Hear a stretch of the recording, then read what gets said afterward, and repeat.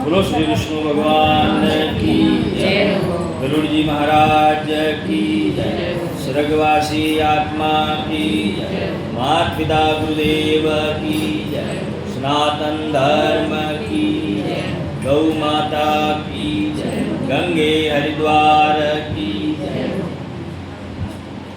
भगवान कहते हैं यम का मार्ग किस प्रकार कष्ट देने वाला, और वहाँ जिस प्रकार के पापी मनुष्य जाते हैं, ऐसा प्रश्न करने पर भगवान ने गरुड़ जी से कहा कि हे गरुड़, बड़े दुख वाले, मैं आपसे कहता हूँ उस नरक का वर्णन जिससे करने से मनुष्य घबरा जाता है और डर जाता है। जो मेरे भक्त हैं, जो मुझे भजते हैं, उससे डरने की कोई आवश्यकता नहीं है। भगवान का नाम लो, उनमें डर क्या लो। भगवान कहे कि ये जिसने मेरा नाम नहीं लिया उसे नरक की यातना भोगनी पड़ेगी। मार्ग में कहाँ विश्राम लेवें और कहाँ वृक्ष की छाया तक नहीं मिलती, कोई विश्राम गृह नहीं है। और फिर अगर संसार में धरती माते आया हो, आपे किन्हीं अगर भलो करो, अगर आपे उन्हें किन्हीं पानी पाओ या आपे किन्हीं सोया करन दो, तो अपन ही भगवान सोया देवे, अपन ही भी कोई अन्नदान वस्त्रदान धन्य करे। तो भगवान के वहाँ कहीं विश्राम नहीं है, उठे तो दिन और रात दोनों समय चलना। जो प्राणों की कोई रक्षा करें, अत्यंत तुष्टा प्राणी जलपान करें, ऐसे मार्ग में कोई जल का प्रलय काल की तरह भांति 12 सूर्य तपते हैं, वहाँ 12 सूर्य की गर्मी पड़ती है। उस मार्ग में शीतल वायु से पीड़ित हुआ पापी मनुष्य जाता है। यहाँ पे जो हियालर समय ही पड़े, अपो वह सहन शक्ति नहीं है, मगर वहाँ तो कपड़ा लेने तो गया नहीं, नंगे तन पैदा हुए, नंगे तन जाना। जब जन्मे तो क्या लेकर आए थे, और जब जाओगे तो क्या लेकर जाओगे। तो वही भगवान कहते हैं कि साथ में कुछ चलने वाला नहीं है, साथ में सिर्फ चलेगा आपका कर्म, जो आपके हाथ से दिया हुआ पुण्य, वो आपका साथ देगा। उसी मार्ग में शीतल वायु से मनुष्य जाता है, कांटे तथा महाविश्वर शापों से अवित बार बार उनको कहीं पापी बड़े भयानक वाघ शेर आदि महापर्वत, कहीं मधुमक्खी मगरमच्छ जीवों आदि दयावन पर्वत बड़े बड़े पर्वत से गिराया जाता है। कटी कोटो माथे हालनो पड़ी, कटी भाकर जड़ी चढ़ाई करनी पड़ी, कटी अंधकार है मुँह में अंदर हो गए उठ में निकलना पड़ी। ये रास्ता है ये, और पापी को वहाँ उसी मार्ग से जाना। किसी जगह आदि कहीं बालुका से भरे हुए नरक में पड़ता है, तो कहीं अग्नि से तृप्त नरक में जाकर गिरता है। जेठ मिनारी तपियोड़ी रेत हमें अपन उठे अड़वना जाना अपन जाइए नहीं जाइए, मगर वहाँ तो चंपल भी पैरों में नहीं है, और ये बालू तपी हुई जहाँ अग्नि से लुप्त होकर और अग्नि से अंगार के समूह में जाकर गिरता है, जहाँ अग्नि आती हुए अग्नि के माथे में प्रवेश करना, तो नीचे पग बढ़े लो महे सहित वजी स्तर की वर्षा होती है। बड़े लो तपियोड़ो लो रे में हाथ डालना पड़े, और वहाँ पत्थर की बरसात होती है, गर्म पानी की बरसात में कहीं रुधिर की उल्टी तो कहीं गर्म जल की वृष्टि और कहीं शस्त्र की वृष्टि, कभी भस्म रहित कदम की वृष्टि तो बड़े बड़े उत्तर खंडों में वे प्रवेश करता है, कभी घोर जंगल में वो वास करता है, कभी ऊंचे पर्वतों पर चढ़ता है, कभी वह उस मार्ग में कहीं अत्यंत अंधकार में वह चढ़ा हुआ जीव इधर उधर दौड़कर भी जाए तो जाए कहाँ। रास्ते के मध्य में बहने वाली एक भयंकर वैती नदी आती है, एक नदी है उसका नाम है वैतरिण। वो मैंने आपको कहा कि गौदान के बिना तिरी नहीं जा सके। जिसने गौदान दिया है वह मनुष्य उस नदी से पार हो जाएगा। और जिसने गौदान न दिया हो तो वो नदी से पार नहीं होगा मगर बड़ी कठिनाइयों से उसके मुंह में प्रवेश होना पड़ी। नहीं तो नाव में बैठाई और नाव उन नदी ने पार कर तो कोई जीव, कोई जंतु, कोई मगरमच्छ, कोई जड़ोका आदि कोई उन्हें शरीर में कष्ट पहुंचावे नहीं। गौदान नहीं दिनो तो ये सब चीज उन्हें लागू वेला। उन्हें मगरमच्छ ही खाई, मछलियाँ ही खाई, जीव जंतु ही खाई, सांप ही खाई और क्षण भर में खून रे बेड़ो, मांस के साथ और हाडका तीर माथे जात डिगलो वेड़ा पड़िया। कोई अपरो नहीं, हजारों पापियों का ये कर्म है। उसे काष्ठ को इस तीसरे आचार्य व्यक्ति नदी का 100 योजन विस्तार है। वह उसमें बहने वाला पानी नहीं है गुरुड़, उसमें बहता है रुधिर जो मनुष्य का रक्त है। और जब उसको प्यास लगती है तो पीने के लिए वो रक्त देते हैं। कटे पानी पीवर वास्ते उन्होंने रक्त दिया करे, अब इसी को पियो। हड्डिया से व्याप तट पर ढेर लगा है, तीर माथे हाडगोर और डिगला लागोड़ा। उसी मास शोणित में कर्म युक्त है और बहुत ऊंची मनुष्य से तिरी ना जा सके। हे केशव रूपी शैलमयी वैतिन नदी बड़े पापियों के लिए बनी गई है। उसमें पापी कौन है? जो माता पिता की कभी सेवा ना करें, उनका बारंबार अपमान करें, या छोटे बालकों के साथ घात करें, या अन्य किसी ब्राह्मणों को गाली गलौज करें, या कथावाचक का अपमान करें, या जो साधु संत का अपमान करें। ऐसे महापापी वैती नदी में वास करते हैं। या जो स्त्री या घर में शुभ कार्य हो, यज्ञ हो या मरबत्तान आदि कर्म हो, मर्तंगा कर्म हो, या श्राद्ध पक्ष हो, या घर में कोई सत्यनारायण की कथा हो या अनंतरी कथा हो, यानी घर में कोई काम है, शुभ काम है, उस दिन अगर गर्भवास करते हो तो महान पापी कहलाते हो। और वो वैतिन नदी में वास करता है। क्षण भर में वैतिन नदी के पाताल में ले जाएंगे, अंदर ले जाकर डुबो देंगे। और मैंने कहा कि रक्त रक्त के साथ मिल जाता है, मांस मांस के साथ मिल जाता है और हड्डी हड्डी के साथ मिल जाती है। अब पीछे बचा क्या? सिर्फ जीव बचा है। ये रुधिर परिपूर्ण बड़े भयानक हजार पक्षियों से उत्पन्न ऐसी नदी, जो पापी प्राणी को देखकर ज्वाला तथा अधोमुख दिखने वाली लोहे की कढ़ाई में अग्नि से तपा हुआ तेल जैसे ज्वाला दे रहा है, उसी तरह पापी को देखकर वैती नदी का खंखोल उठ जा रही। पापी ने देखते हुए नदी का हाव भाव बिगड़ गया।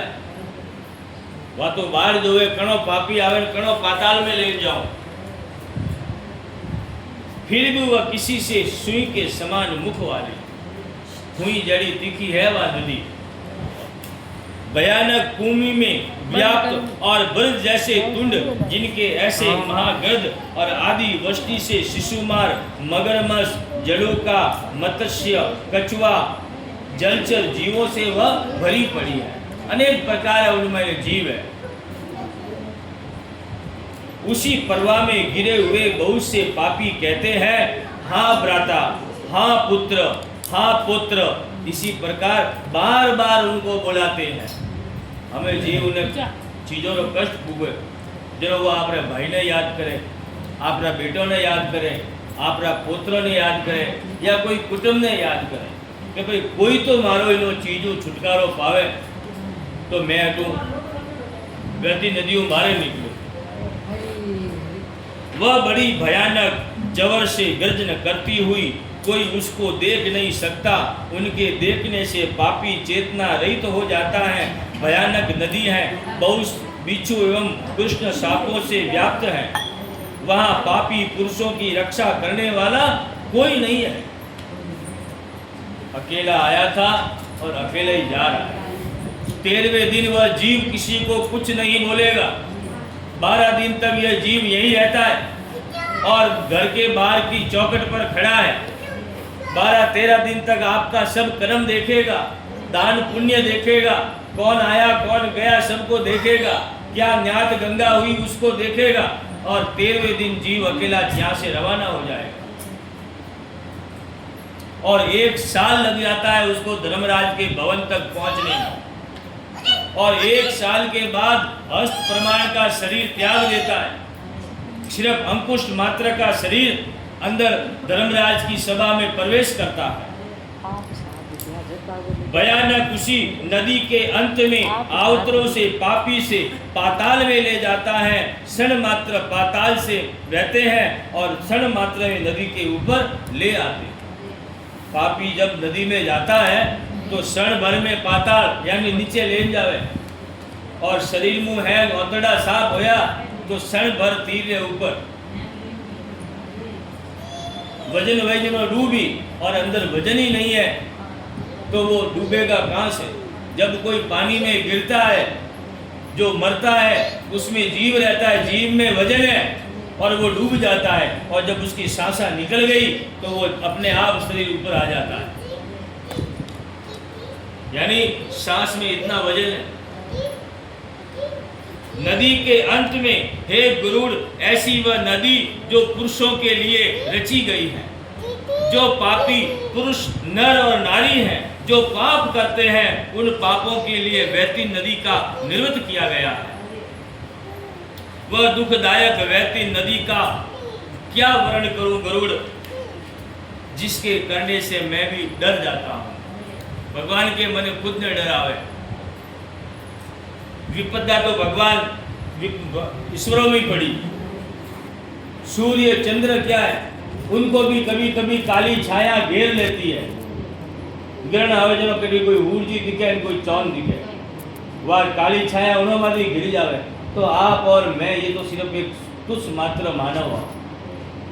इसी तरह अनेक प्रकार के कलेश जिसमें ऐसे दुखदायक यम मार्ग के पापी पुरुष को कूप करते हैं, रोते हैं तथा दुखी होता है। कोई भी पापी जीव के बंधे हुए अंकुश में बार बार खींचता है और अंग भाग से पीछे हाँकने मात्र से पार करवाते हैं। अब जिन कोई गौदान न दिनो है तो नदी तो पार करनी है। अब करने की कर, नाव तो आपके पास आएगी नहीं। तब यमराज के दूत कान में साकल डालेंगे, गले में पट्टो बांधी या नाक रे महीने नाक बींदी, उनमें रस्सी बांधी, डोरी बांधी और आकाश मार्ग से दूत चलेंगे और उस नदी से खींचते हुए ले जाएंगे। और मऊ जब निकली उल्टा में हैन जीव माथे आक्रमण करी। मगरमच्छ जोड़े मने कहीं हाथ मिले तो हागड़ो, मछलियों के मने कहीं अंगड़ियों मिले तो हागड़ी, यानी कुछ तो शरीर का अंश मिले जो हम मुझे खा जाए। और मरने के बाद हर चीज लागू है। आ कीड़ी मकोड़ी कहीं आई अपन को छोड़े तो वे तो मोटा जीव है। इसी नासिका के अंग भाग में पास बांधकर और कान में पास बांधकर और किसी को काल पास खींचते। कितने पापी जीवा भुजा बांधकर पैर संकला बांधकर और खींचते। कितने को भयानक यमदूत मजगर ताड़ना से और मुख में रुधिर का वमन कर उसी रुधिर को भक्षण करवाते। इसी प्रकार अत्यंत दुखी होकर अपने किए हुए कर्मों को वो पछताप करता है। अब वो मन में विचार करने लगता है कि मैंने क्या कर्म किए। तब यमराज के दूत कहते हैं, मूर्ख जीव, अब पछताने से क्या फायदा। अब तू वर्त में ही सोच कर रहा है, हमें तू होश मत कर। तो अब कुछ नहीं होगा, अब तो वहां तक आपको जाना है। फिर भी मन बुद्धि पुरुष और पुत्र आदि में श्रवण करता हुआ, हाकार करता हुआ, रोता हुआ और पछताप करता है। मन बुद्धि है और तो आखिर में परिवार में जुड़ी बेटे रहो, पोते रहो, बहुओ रहो, बीजो हेंगो रहो, चिंतन तो कर कि भाई मूकरो गयो तो मारे बहुओ रो कीकर हुई, मारे छोरो रो कीकर हुई, मारे पोतरो रो कीकर हुई, कीकर मारे परिवार में आ ली, कीकर घर लेने आ ली, वो भी उन्होंने चिंतन में। तो जाने के बाद भी उनको वो चिंता लगी रहती है कि चाहे मेरे पे कितने भी दुख आ जाए मगर मेरे परिवार का क्या होगा। दान, अग्नि में हवन, तप, देवताओं की पूजा, विधि विधान से तीर्थ सेवा आदि तुमने कभी किया ही नहीं। हे गरुड़, दान देना इसलिए कहा गया था, अग्नि में हवन करना इसलिए कहा गया था, घर में देवता देवी बैठी है उनकी पूजा करना कहा गया था, और विधि विधान से तीर्थ करना गया था। ये सब विधि विधान से होते हैं।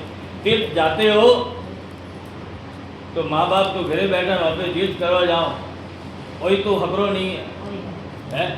पहले उनको करवाइए, उनको 4 धाम करवा के फिर आप करिए, या उनके साथ लेकर जाइए, आप भी करो और वे भी करें तो वे तीर्थ है, अन्यथा वे भी विस्फल है। अनेकों कर्म है जो भोगे, इसी प्रकार आत्मा का संबोधन कर रहा है। अब मन में कह तो मैं किने मन में विचार करवा लागे, आत्मा ने के जीवड़ा घर હતો, નોકર હતા, સાકર હતા, ગાડી હતો, બંગલો હતો, ગાડીઓ હતી, વે આવતા સેવા કરતા, હે બપોરા આદિ ઉભા હતા। आज अब कोई नहीं, आज अब एकला, और जो है हाथे वे सिर्फ अपरा कर्म है। तूने कभी दंड मार्ग में भो, इसी प्रकार आत्मा का समाधान उपदेश करती है। ब्राह्मणों की पूजा, गंगाजल का पान, सत्पुरुषों की सेवा, परोपकार आदि भी तूने कभी जीवन में किया नहीं। अरे जीवन में तूने कभी गंगाजल का पान किया हो तो वो भी मुझे बता दे। तूने कभी ब्राह्मणों की पूजा की या सत्पुरुषों की सेवा की, अगर वो भी किए तो मुझे बता दे। हे जीवात्मना, तुम्हारे अपने ही किए हुए कर्मों को तुझे ही भोगना पड़ेगा। शुभ पक्षियों के लिए वन में वापी कुंभ, तरगड़ा आदि तूने कभी खुदवाई नहीं। पक्षियों के वास्ते अब काय करो, खाली एक सुगो देना हो, हवार जाओ देखो, वो भी हम कोई मात्र कोई मारे को दे ही नहीं। तो कभी मुनरवा से जलवा पानी पीवन वास्ते अपनी व्यवस्था करी हो कि भाई पक्षी पीकर पानी पी है, कहूँ तो सुगो तो अपने देना आया, अब वो सुगो खाई जो तीरी लागी उन्हें तलाव नेड़ो से तो था तलाव नेड़ो वो तो रस्तो दिखी जाए अपने पहला ऊपर वास्ते तो वो पानी लेवा जाता, आज थोड़े घरे आवे घरे काई को टंकर लोडाणो तो यानी समय अनुसार है। अभी अगर ऊपर कोई कुंडियो भर पानी रो मेलो या कभी कोई झाड़गर में बॉन्ड मेलो तो उन पक्षी पानी पिए और वे पिए तो अपने उन्होंने आशीष मिले। उसी कम में खुदवाया नहीं और गौ ब्राह्मण की वृत्ति के लिए कुछ भी खर्च तूने किया नहीं। अगर गौ ब्राह्मण के लिए तूने कभी वृत्ति में कुछ खर्च किया हो तो वो भी बता दे। हे जीवात्मना, तुमने अपने किए हुए कर्मों को भोगो। अन्न दान किया नहीं, एक दिन एक गाय तृप्त हो जाए उतना भी तूने तूर्ण दान किया नहीं। एक गाय ढापे जितने कभी सारो यहाँ पे गाय ने नौक्यो नहीं, कभी संध्या की नहीं, स्नान किया नहीं, जप किया नहीं, होम किया नहीं, स्वाध्याय किया नहीं, देव आदि भी तूने कभी किया नहीं। वेद मजा तूने कभी किया नहीं, पुराण की कथा तूने श्रवण की नहीं, पुराण वचने वाले व्यास की कभी पूजा की नहीं। हे जीवात्मना, अगर किए हुए तो आज तुझे इसमें भोगना नहीं पड़ रहा, किए हुए कर्मों को तुझे ही भोगना है।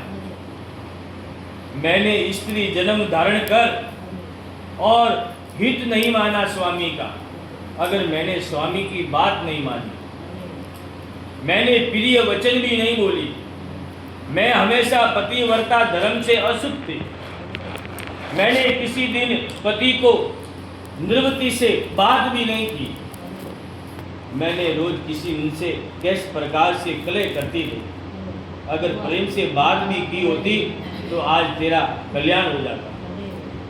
हर किसी भगवान ने कहा कि तूने कभी गुरु को नमस्कार भी किया नहीं, इसलिए हे जीवात्मना, किए हुए कर्मों को तुझे ही भोगना पड़ेगा।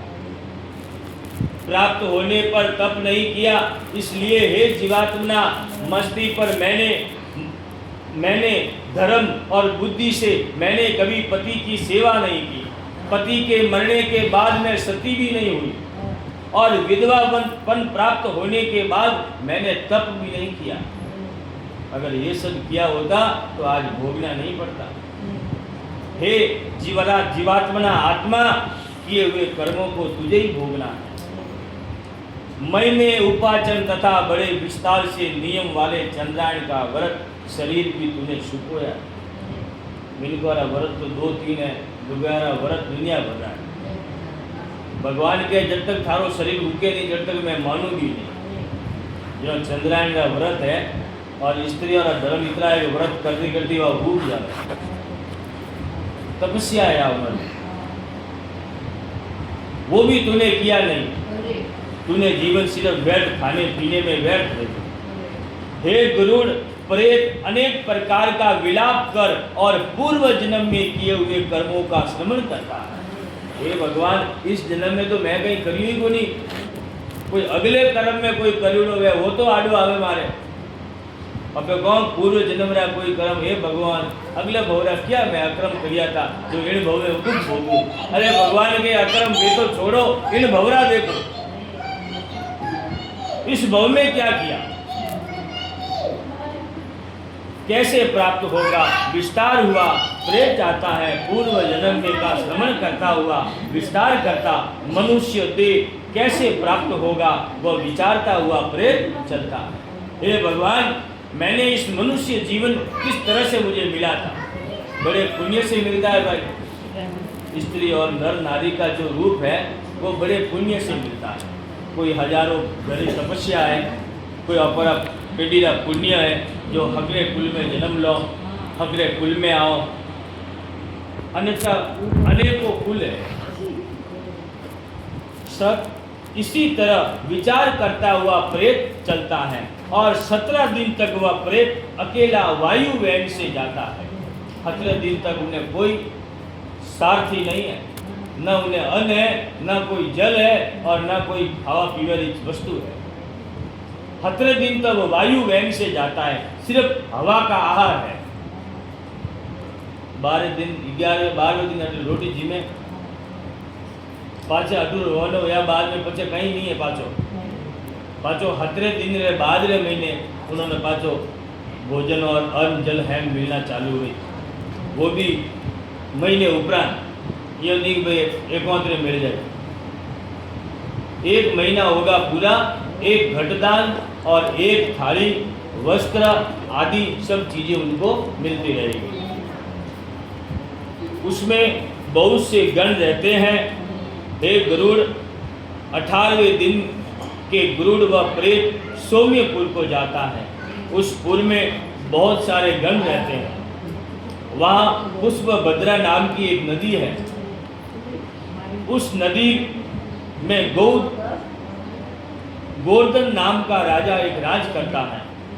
यम के दूत उस पुर में प्रेत को विश्राम करवाते हैं और तब वह प्रेत वहाँ दुखी होकर स्त्री पुत्रादि द्वारा दिए गए सुख का श्रवण करता है।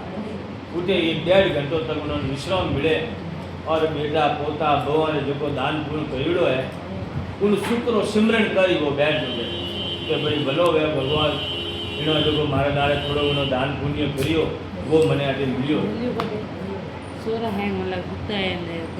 जिस समय वह प्रेत धन नौकर आदि का सबका सोच करता है उस समय वहाँ का श्रवण करता है और उस समय प्रेत को यमदूत इकट्ठे होकर कहते हैं, प्रेत को ऐसे वचन कहते हैं, अरे मूर्ख तू वैसी सोच कर रहा है, धन प्रत्यक्ष पुत्र स्त्री मित्र बांधव आदि तुम्हारे यहाँ कोई है जो दिखता है तो बताओ।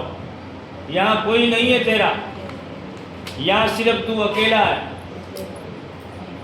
वो मन में विचार करवा लागो कि भाई मने 18वें दिन विश्राम करियो और थोड़ो घणो मने पुण्य मिलियो और भोजन करने मिलियो, जलपान भी मिलियो। जब ये विचार में डूब गो जीव કે સાહેબ હું હતો મારી ઘરે बेटा था पोता है उन्होंने बो है मोरी गाड़ियों हैं, यूँ मन में विचार करवा लागो। जब यमराज या दूत के अभी अब विचार करने में कोई समर्थ नहीं है, वे सब लारे छूटा, वे सब लारे छूट गया। अब तो जो है उसे मान। उस पुर में प्रेत पुत्र द्वारा क्रिया मानसिक अपने किए हुए कर्मों का आप ही भोगता है। इसलिए यमलोक के मार्ग में अहो परलोक और यमराज के बल हम हैं, दूत हम हैं, इसके बल को तू नहीं जानता। यमराज के दंड को देवे ऐसा यत्न नहीं है। इसमें जिस मार्ग में लेना देना इत्यादि व्यवहार कोई भी ऐसे मार्ग में नहीं है। हे प्रेत, तुझे अवश्य चलना है। हे प्रेत, यमलोक का मार्ग बालक से लेकर पर्यंत बूढ़ापे तक सब जानते हैं। यमराज दूत ने कह भाई जीव ते बालकों लगान बूढ़ा ने सब जवान है कोई यमराज रो मार्ग कहो। तूने कभी ब्राह्मणों के मुख से सुना नहीं था? कभी कोई कथा बीजी नहीं हुआ कियो? अगर हुनी हो तो हर कथा में नरक का वर्ण कहा गया है। पुराणों के वचन भी ब्राह्मणों के पास से तूने सुने नहीं, क्योंकि पुराणों में नरक आदि का वर्ण बहुत प्रकार से किया हुआ है। ऐसे वचन कर और मदगत से ताड़ना करते, तब वह प्रेत उछल कर और फिर वह पूरा बैठा हुआ प्रेत मरने के बाद पुत्र ने जो सने या अथवा कृपा कर मानसिक पिंडदान दिया, उसी पिंड को वो भोगता है। सौम्यपुर को पहुंचता है। इसी प्रकार निर्दत्य होकर वह जीव दिन ब दिन एक एक महीने चलता जाता है, और जैसे तीसरा महीना गंधर्वपुर को प्राप्त होकर त्रिय मानसिक पिंड को गंधर्वपुर में भोगता है। चौथे महीने में शैलग्राम में पहुंचता है। वहां प्रेत के ऊपर पत्थर की बरसात होती है। जो प्रेत को प्रसन्न हो मनुष्य नृत्य होकर वह अपने पुत्र और पौत्र को याद करता है कि जिस चीज को मुझे शौक था या जिस चीज को मैं सिमरण करता था, आज वो भी मेरे से सब छूट गई। मैं जब धरती पर था तो मुझे क्या क्या पसंद था, हर के नहीं आबा अलग अलग शौक होया करे। कोई हकरा गाबा पहरे, कोई हकरो आप रे घूमतो फिरे, कोई हकरी गाड़ी में फिरे, कोई हकरा गहना पहन बैवे, यानी अपने अपने लोगों का शौक। कोई खाट पर सोता है तो कोई पाट पर सोता है, यानी निवृत्ति है मनुष्य की। वो सब पीछे रह गए लोग, हमें तो बस एक ही अब चीज कुछ है, नहीं। शौक है।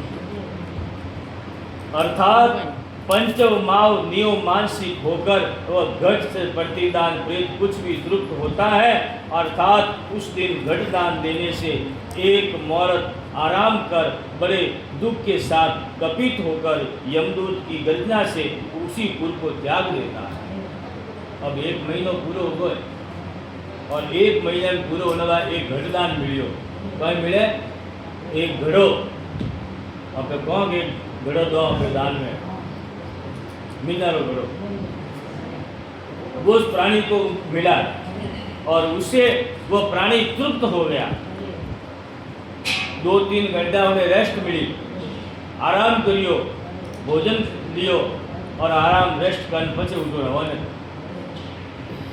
विचित्र भवन नामक पुर को जाता है और वहाँ विचित्र नाम का राजा यमराज का छोटा भाई राज करता है। उस पुर में स्थूल शरीर को धारण करने वाले यम के भाई को देखकर वह प्रेत भयभीत होकर इधर उधर दौड़ने लगता है। और आत्माएं यमराज के छोटे भाई ने देख लियो, इतनो विकराल रूप तो जो जीव हत्या की दौड़ लुकवा लागो कि मने इन्हें धके हुए निकलना है। तो क्या हाँ तो बड़ो देखो इतना विकराल है और पार है गया ना कहीं करियो, तो वो जीव इधर उधर दौड़ने लगता है। तब प्रेत तत्व के वेता मुनियों ने दान को देना ही कहा गया। ऋषि मुनि कहता भाई हाथ में कहीं देता रहो रे भाई, हाथ बंद मुट्ठी मत रखिए। अगर बंद मुट्ठी रखी तो एंड में परिवर्तन नहीं आएगा, वह कष्ट पहुंचेगा। बाकी तो जो सिमर्थ है वो सहन शक्ति कर लेंगे। अन्न दान अगर नहीं दिया ना तो जीवन में कुछ नहीं मिलेगा। खाली कपड़े से पेट नहीं भरता, गहने से कोई पेट नहीं भरता। अन्न और जल इस दो चीज की आवश्यकता हर इंसान और जरूर है। जो तुमने गौदान दिया हो तो नौका तुम्हारे समीप आएगी और बिना दान दिए किसी के पास नहीं जाती। ऐसे वचन सुन प्रेत हाकार कर रोने लगता है, अरे जीवन में मैंने गौ क्या दान दे, मैंने तो कभी सुना ही नहीं। देनो तो मोटी बात है, मैं तो कभी हुई ही नहीं भाई गौ दान देनी है। अगर सुना होता तो मैं अवश्य देता, हमें तो मैंने नाव में बिठान पार करवाओ। तब यमराज के दूत कहते हैं कि हे बल, तूने दान ना दिया हो तो कभी नौका में नहीं बैठ पाओगे। ऐसे मार्ग में शुल होकर खींचते हुए प्रेत मोक्ष में शुल्क बांधकर आदि कर्मों से खींचते। 7वें महीने में ब्रह्मापुर को जाता है और वहां पुत्र द्वारा दिए हुए पिंडदान को भोगता है। उसी पिंड को खाकर वो दुखद नामपुर में जाता है। उस मार्ग में रहित पक्षी की तरह चलता हुआ प्रेत महान कष्ट पाता है। वह 8वें महीने में पिंड को भोगकर 9वें महीने में पूर्ण नाना कंदपुर को पहुंचता है। उस पुर में नाना प्रकार के जीव अत्यंत दारुण और भयानक शब्द करते हैं। उनको देखकर सन्य हृदय की दुखी होता है और उस पुर में पुत्र द्वारा दिए हुए पिंड को भोगकर 11.5 महीना पर्योवारण नामक पुर में पहुंच जाता है।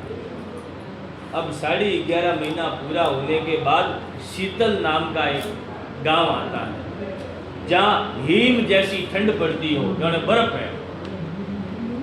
वहाँ शीतल नामक पुर में हिम जैसी ठंड पड़ रही है और वहाँ वो जीव कांपता है।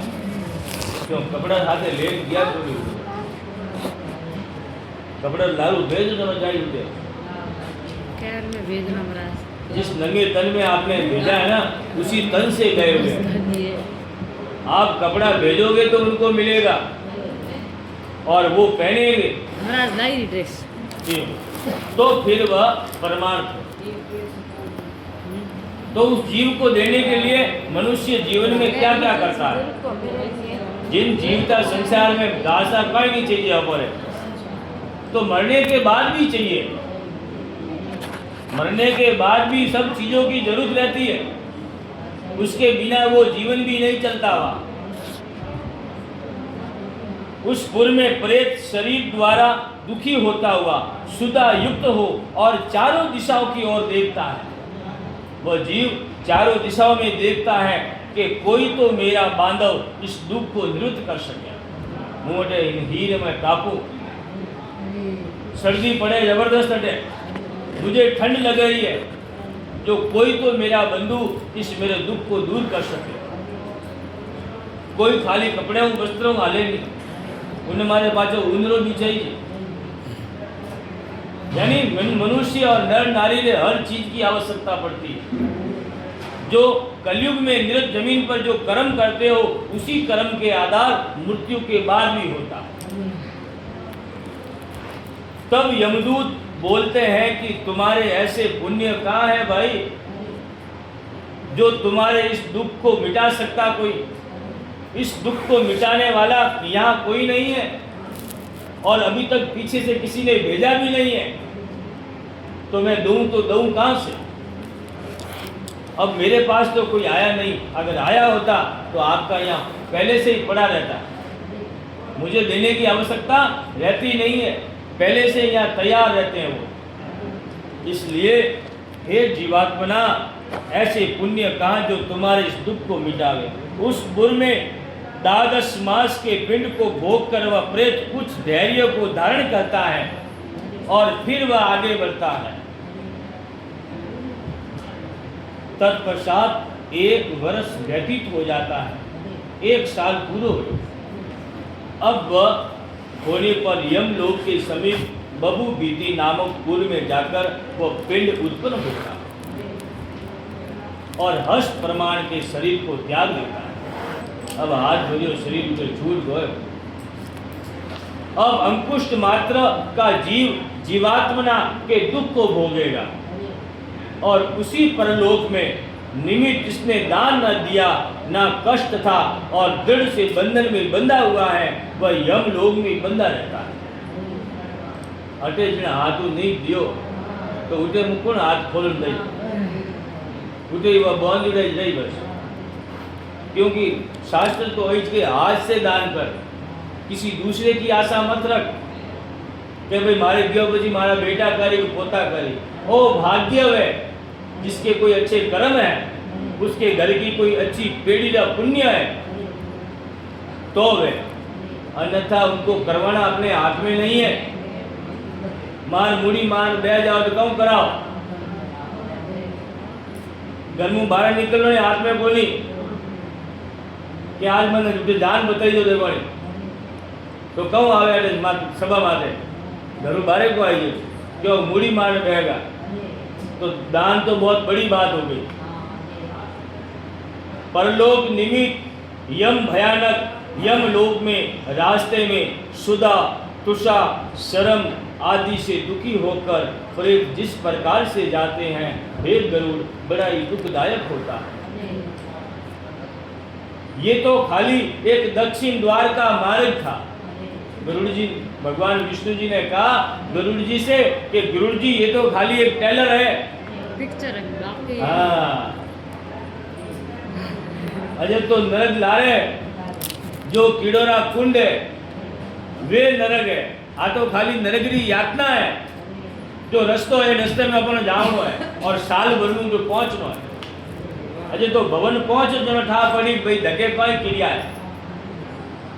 अजय तो घरू रवाने होया था और 1 साल लागी और धर्मराज ने भवन पहुंचने में, और रास्ते में कितनी तकलीफों आई है। वे तकलीफों तो जाली जाली। अब धके जान धर्मराज कंदा कहीं आज्ञा गई, कियो कीड़ोरो कुंड दई, तामा चित्र दई के रुद्र पर्व दई, या पर्यावरण दई जो जंगल में फिरता रहा, या तामा चित्र दई जो कीड़ोरो कुंड है, जो ज्यादा स्त्री और पुरुष में भाव रखता है, वो तामा चित्र जो इन कीड़ों में नाव दे खनीनो चौक गणो तो नहीं अब पड़ियो रहे। भयानक यम रास्ते में सुधा तुषा शर्म प्रेत जिस प्रकार से जाते हैं उनको मैंने आपसे क्या सुनाया। अभी आके 21 महानरकों का वर्णन तो बाकी है गुरु। ये 21 महानरकों के कुंड है जिसमें वैतरी नदी तो मुख्य है। वैतरी नदी मेन है, खाली गऊ पार को पड़े नहीं कि खाली एक गा दौड़ करो जो वैतरी नदी फिर जाओ, जी नहीं। वो तो एक रास्ता है, गारो पूंछ पकड़ना पे पार करा।